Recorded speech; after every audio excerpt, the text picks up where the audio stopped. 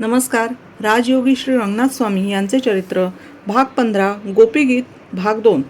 स्वामी त्या प्रेमस्वरूपा पुंडरीकाक्षाचे अंतःकरणात स्मरण करून गोपीगीतातील दुसऱ्या भागात सुरुवात करतो. अवधान असू द्या. माझी प्रस्तावना होता स्वामी अत्यंत आतुरतेने श्रवण सिद्ध झाले. स्वामी हा दुसरा भाग 8व्या श्लोकापासून सुरू होऊन 13व्या श्लोकावर संपतो. या 6 श्लोकातील आर्तता पहिल्या 7 श्लोकाहून थोडी तीव्र रूप धारण करते. 8व्या श्लोकात गोपी म्हणतात, हे कमलनेत्रा श्रीकृष्ण, आपली वाणी किती मधुर आहे. सुंदर सुंदर वाक्यांनी ती युक्त असून विद्वानांनाही मोहित करणारी आहे. ते सुद्धा त्यात रमून जातात. आपल्या त्याच मधुर वाणीचे रसास्वाद करण्यासाठीच आम्ही आपल्या आज्ञाकारी गोपी आतुर झालेलो आहोत. म्हणून आपण आपले ते मधुर अधरामृत प्राशन करून पुन्हा आम्हाला जीवित चैतन्ययुक्त करा ना. स्वामी या श्लोकात गोपींची भगवंताच्या त्या अलौकिक संभाषण चातुर्याची जाणीव किती सार्थपणे प्रगट होते आहे. भगवंताची वाणी ही अमृतोपम मधुरच आहे, परंतु ती मोठ्या मोठ्या विद्वानांच्याही बुद्धीच्या अवगाहनाचा आणि रममाण होण्याचा विषय आहे. खरा वक्ता तोच ज्याचे विचार विद्वानांनाही जितके मोहित करतात तितकेच अज्ञानी सामान्य व्यक्तीला देखील आपलेसे वाटतात. श्रीकृष्णाच्या मधुर वाणीमध्ये हे वैशिष्ट्य आहे. गोपी हे प्रतिपादन करत आहेत. त्यांच्या या मधुर वाणीला गोपी अधरामृत म्हणजे ओठ या अशा अर्थाने ही संज्ञा वापरत नाही, तर त्या धरा म्हणजे पृथ्वीवरील नसलेले दैवी असे अमृत आपल्या वाणीतून स्त्रवत आहे, अशा अर्थाने ते दैवी आहे. असे मृत्यूलोकातील नसलेले अमृत प्राशन करण्यास आम्ही आतुर आहोत हे सांगतात. ते वचनामृत देऊन आम्हास जीवनशक्तीने पुन्हा समृद्ध करा, अशी त्यांची विनवणी आहे. पुढे त्या म्हणतात, भगवंता, तुमच्या लीला चरित्रातील एक एक कथा देखील अमृत स्वरूपच आहे. आम्हासारख्या विरहाने व्याकुळ झालेल्या तळमळणाऱ्या अंतःकरणाला काल व्यतीत करण्यासाठी त्या जीवन सर्वस्व असलेल्या एकमात्र साधन आहेत. हे प्रभू, मोठ्या मोठ्या ज्ञानी लोकांनी त्या कथांचे गायन केले आहे. त्या कथांच्या श्रवणाने सर्व पापांचा नाश होतो आणि त्या परमकल्याणकारक आहेत.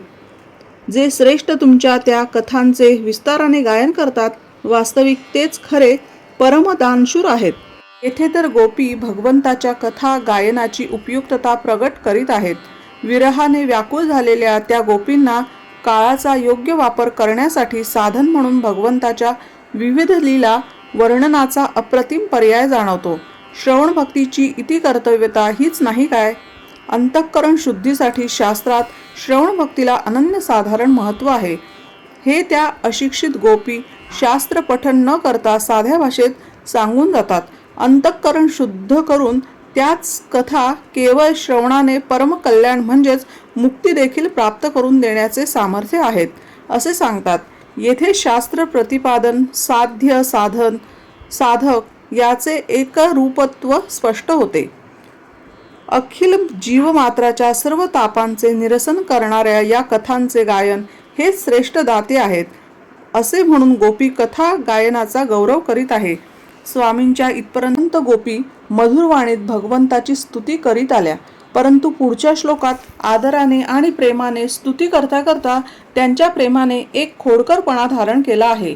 भगवंताप्रतीचा आदर जाणीवपूर्वक बाजूला ठेवून गोपी प्रेमाच्या उत्कटतेने म्हणतात, हे प्रिय भगवन, एक ते दिवस होते ज्यावेळी आपले ते प्रेमपूर्ण हास्य, खेचक दृष्टिक्षेप आणि विभिन्न क्रीडांचे ध्यान करून आम्ही आनंदात मग्न होऊन जात होतो. त्यानंतर तुम्ही भेटलात, एकांतात हृदयस्पर्शी खोड्या केलात, प्रेमालाप केलात, परंतु हे आमच्या कपटनाटक सूत्रधारा, आता त्यातील काहीच नाही. त्या सर्वांच्या केवळ आठवणीने देखील आमचे हृदय विदीर्ण होत आहे. स्वामी, ज्यावेळी प्रेम जोर धारण करते त्यावेळी नकळतच त्याचे रूपांतर खोडसरपणात होते. हे तुम्ही बारकाईने पाहिले असेल. तान्हे मूल देखील आईच्या अंगावर दुग्धपान करताना तिच्या प्रेमाने तृप्त झाले की हसत हसत आपले पाय झाडण्यास सुरुवात करते.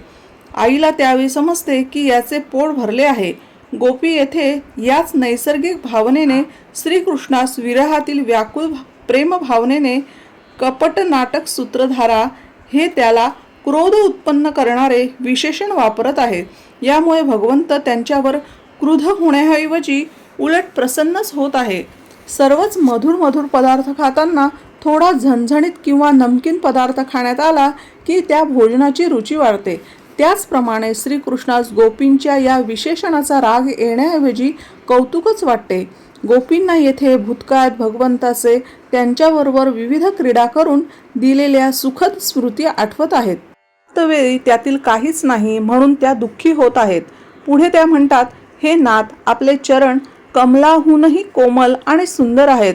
गुरे गायी चरण्याकरता आपण ज्यावेळी गोकुळातून अनवाणी बाहेर पडतात त्यावेळी आपल्या त्या नाजूक आणि कोमल चरणात काटे, सराटे आणि खडे टोचून काय दुःख होत असेल याचा विचार करता हे मनमोहना आमचे अंतःकरण व्यथित होते आणि दिवसभराचा पूर्ण वेळ जाता जात नाही असे होते.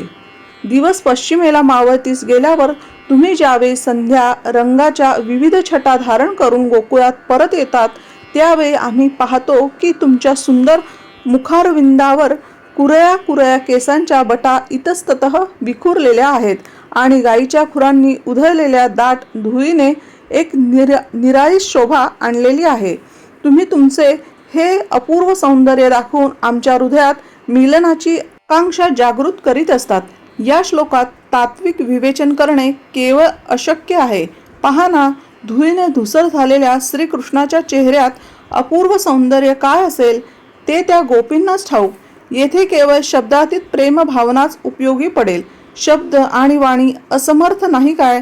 आणि स्वामी यानंतर पुन्हा गोपी पुढे म्हणतात, हे प्रियतमा, आमची सर्व दुःखे नाहीसे करणारा एकुलता एक उपाय तुम्हीच आहात.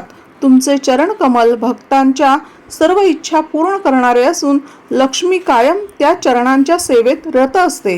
हे चरण कमल या अखिल पृथ्वीचे भूषणच आहे. संकटकाळी फक्त त्यांचे चिंतन करणे योग्य आहे. हे प्रभू, ते चरण कमल आमच्या वक्षस्थळी ठेवून हृदयाची व्याकुळता शांत करा ना. स्वामी, तुमच्या ध्यानात येईल की गोपी या 13व्या श्लोकात पुन्हा मागीलच याचनेचा पुनरुल्लेख केलेला आहे. त्या म्हणतात, आमचे सर्व दुःख नाशाचा एकच समर्थ उपाय म्हणजे भगवंता तुझ्या चरणाचा आश्रय. म्हणून तुझे हे चरण कमल आमच्या वक्षस्थळी धारण करण्याची कृपा करावी. येथे गोपीगीताची दुसरी पायरी पूर्ण होते. स्वामी, चंद्र माथ्यावरून तू पाहत आहे, पाहिले का? अवधूत चिंतन श्री गुरुदेव दत्त निजानंद रंगनाथ स्वामी महाराज की जय.